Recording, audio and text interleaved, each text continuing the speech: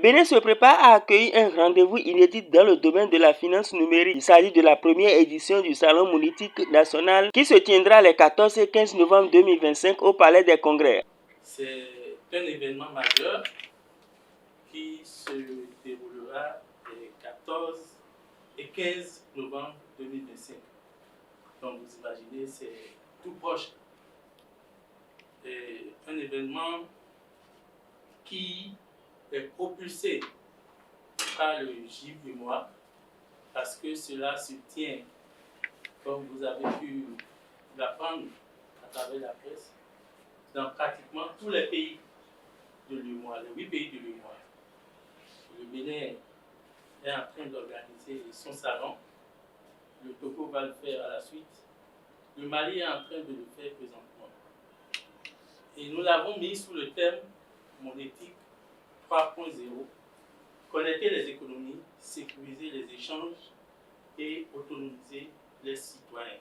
Sous l'impulsion du gouvernement interbancaire monétique de l'Union économique et monétaire ouest-africaine. Organisé sous le thème monétique 3.0, connecter les économies, sécuriser les échanges et autonomiser les citoyens. Ce salon s'inscrit dans le dynamique régional de l'Union économique et monétaire ouest-africaine UEMOA. À l'instar de 7 autres pays membres, le Bénin entend à travers cet événement promouvoir les innovations financières, la cybersécurité et l'interopérabilité des systèmes de paiement. En prélude à cette grande rencontre, le comité d'organisation a réuni ce vendredi 7 novembre à Cotonou les acteurs des médias afin de présenter les enjeux et le programme de ces 48 heures d'échange. L'objectif permet aux banques fitness, experts en cybersécurité et acteurs du paiement électronique de se retrouver autour des questions d'innovation et de sécurité monétique. Pour Edouard Ouanou, représentant de l'Association professionnelle des banques et établissements financiers du Bénin, l'APBF, le salon constitue un cadre d'échange interopérationnel qui renforcera la coopération entre les acteurs du secteur. Le salon monétique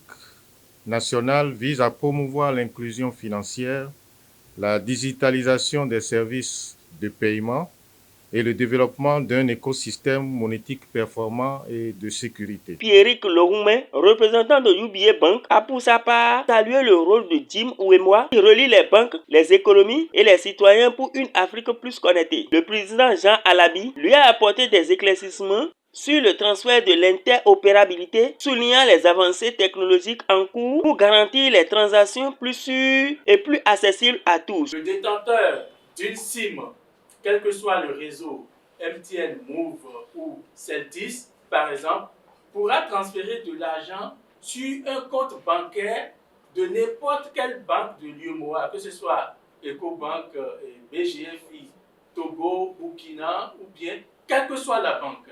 Et de même, en créant un alias. Et de la même façon, le détenteur d'un compte bancaire pourra également faire des paiements ou des transferts vers n'importe quel réseau. C'est pour dire que tous les instruments de paiement de l'UEMOA aujourd'hui seront interconnectés via la plateforme de la Banque centrale. Il a parlé d'acteurs de participation directe, participants directs et participants indirects. C'est-à-dire que les participants directs, c'est les banques. Parce que il faut voir le contexte, c'est la Banque centrale qui, à travers sa plateforme interopérable, interconnecte tous les acteurs. Donc, de ce point de vue, les participants directs, ce sont les banques. C'est pourquoi il a parlé de ceux qui détiennent un compte de compensation. Mais les autres participants indirects sont sponsorisés par les banques. Donc, on crée une interconnexion entre les différents acteurs financiers et non financiers. Donc, les porteurs de solutions de paiement viennent sous le couvert des banques. On a ainsi une intégration entre toutes les solutions de paiement. Est-ce que vous voyez ça? Une fois que ces solutions de paiement sont interconnectées, il devient plus aisé maintenant pour les participants détenteurs de ces solutions, que ce soit une application mobile d'une banque, Ecobank mobile, pour ce qui concerne Ecobank par exemple, Move ou MTN Mobile Money, P7 Cash, Wave, etc. Donc, tous ces utilisateurs qui sont dans les coins les plus reculés de ces 8 pays de l'UEMOA pourront désormais, de leur position, de leur maison, faire des échanges donc des paiements. Et c'est là qu'intervient justement de connecter les économies.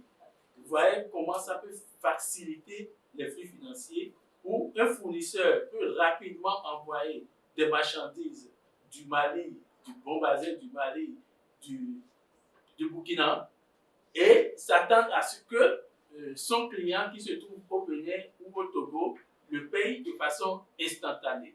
Donc c'est vraiment pour révolutionner les transactions et les paiements dans l'espace. Je vois que cette solution d'interopérabilité. Je vous vois très passionné et c'est pour ça que vous êtes invité au Salon monétique national des 14 et 15 pour en découvrir davantage. Je vous remercie. Ce premier salon monétique national marque ainsi une étape importante pour le développement de la finance numérique au Bénin et dans l'espace UEMOA.